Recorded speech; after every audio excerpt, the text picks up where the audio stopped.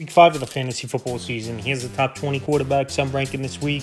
Number 1, Josh Allen of the Buffalo Bills. Josh Allen this week, pretty good matchup versus New England Patriots. I know their defense has definitely improved this season with first-year head coach Mike Vrabel at the helm, where we knew he was a defensive-minded coach with the Tennessee Titans. But Josh Allen, you took him first, second overall at the quarterback position entering your fantasy leagues. And this week versus the Patriots, I think he goes out there on Sunday night, has a big game once again. Number 2, Patrick Mahomes of the Kansas City Chiefs. So Mahomes, he's going out there and he's putting up big numbers this season. And now we got Xavier Worthy back last week. Rashee Rice is going to come back as well for this Kansas City Chief team. And this week, a good matchup on Monday Night Football at the Jacksonville Jaguars. The defense, I don't think is really that good.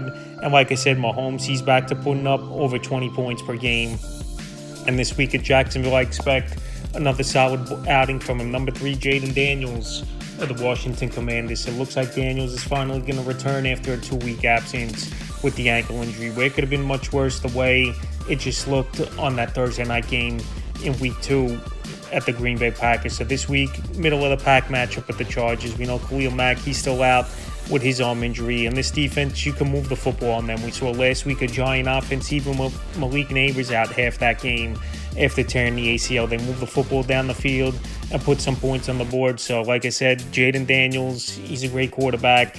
He makes things happen with his legs. And this week at the Chargers, I think he gets back into action with a good performance. Number 4, Jalen Hurts of the Philadelphia Eagles. So this week, not a great matchup versus the Denver Broncos, but Jalen Hurts, he's been a better quarterback at home than he's been on the road over the last couple seasons in terms of putting up fantasy points. But this Eagle team, it doesn't matter where they play, they're going to score points. Jalen Hurts, he's going to get his points rushing the football or throwing. And that's the thing with Jalen Hurts. He's a dual threat, and he's been matchup proof over the last couple seasons in fantasy football. Number 5, Justin Fields of the New York Jets. So this week, a slam dunk matchup versus the Dallas Cowboys for this New York Jet team. And last week, I thought Fields looked good for this New York Jet team. Him and Garrett Wilson hit on a big play. He had a great 43-yard rushing touchdown. And this Cowboy defense all season long hasn't stopped anyone. So I think Justin Fields, you pretty much could pencil him in 20, 25 fantasy points is a real possibility this week. Number 6, Drake May of the New England Patriots. So Drake May quickly moving up the rankings in fantasy football.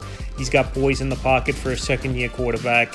We know the weapons aren't all that great. Hunter Henry, Stephon Diggs, his top 2 options in this offense. And this week at Buffalo, on paper, it does look like a tough matchup, but this Bill defense really hasn't stopped anyone. So this could be a potential high-scoring game between these two AFC East rivals. And like I said, Stephon Diggs, he looked good last week. You know, juices will be flowing for him versus one of his former teams where they had a falling out. And I think May's going to try to pepper Diggs with targets, but also as well, May is that young quarterback that has the good IQ and goes through his reads, and he spreads that football out. Number 7, Baker Mayfield of the Tampa Bay Buccaneers. So Baker Mayfield, we know he's a solid quarterback, one of the clutchest quarterbacks in all the NFL. And this week, it's going to be a tough environment, no doubt about it, at the Seattle Seahawks for Baker Mayfield. But even with Mike Evans out last week, he's shown he could go out there and put up numbers with Emeka Egbuka having a big ball game. Bucky Irvin had a nice wheel route down the sidelines for a touchdown. Like I said, Baker, as long as he's out there and he can compete, it doesn't matter who's on the field. And also Chris Godwin should get better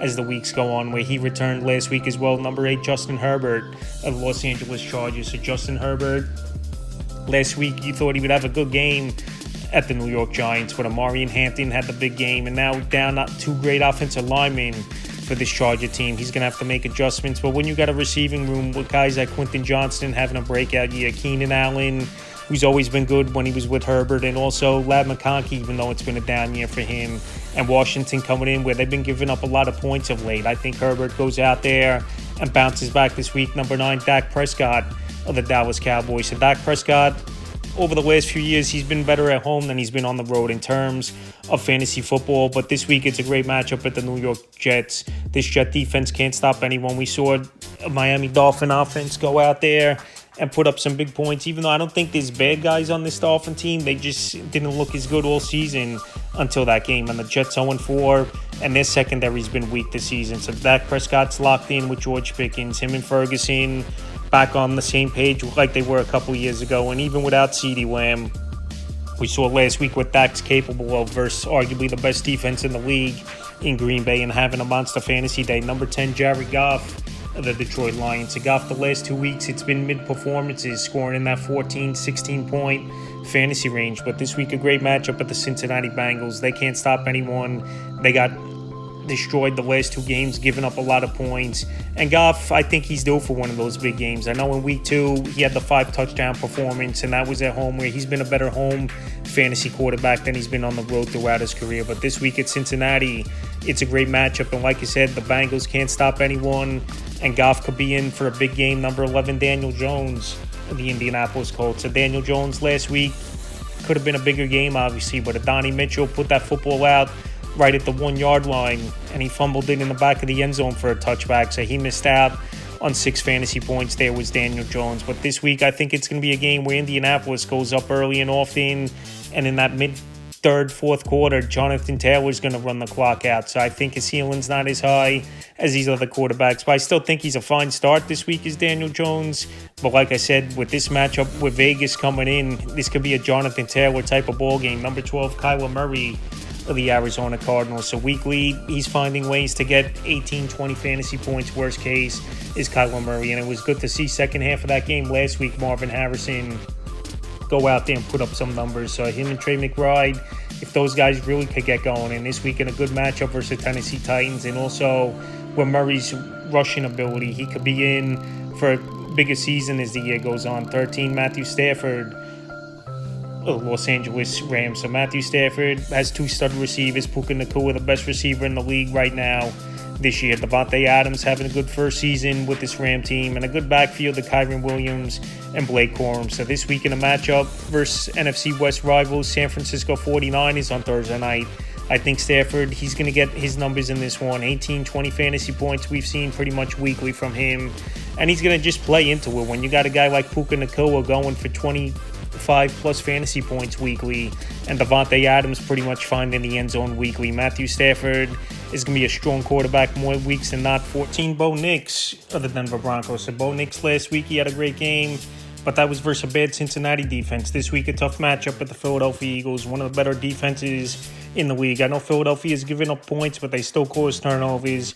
They still get sacks and get to the quarterback. And Bo Nix, this season, it's been a mixed bag of results. A lot of thrown out of the pocket and on the run, which obviously is risky and pretty much takes half the field out of the way unless you want to throw across your body to the other side of the field, which could be a problem. So this week at Philadelphia, I know him and Courtland Sutton are locked in. Also, him and Marvin Mims are starting to get things going.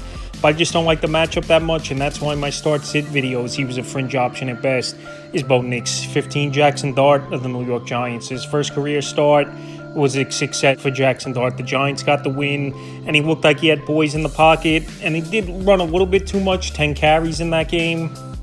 For Jackson Dart, he took off, but he got the job done, and now without Malik Nabers, the rushing upside might be there even more, because pretty much now this receiving room is down to Wan'Dale Robinson, Darius Slayton, and Jalen Hyatt as his top 3 wide receivers. And you got Scatterbo in the backfield, Theo Johnson, so a very young offense for the most part, besides Darius Slayton for this New York Giant team. First road game for Jackson Dart, and we'll see if he can pass that test, but it is a good matchup at the New Orleans Saints, a defense that can't stop anyone. 16, Sam Darnold of the Seattle Seahawks. So slowly he's moving up the rankings quickly as Sam Darnold. Last season, a lot of people thought it was a fluke.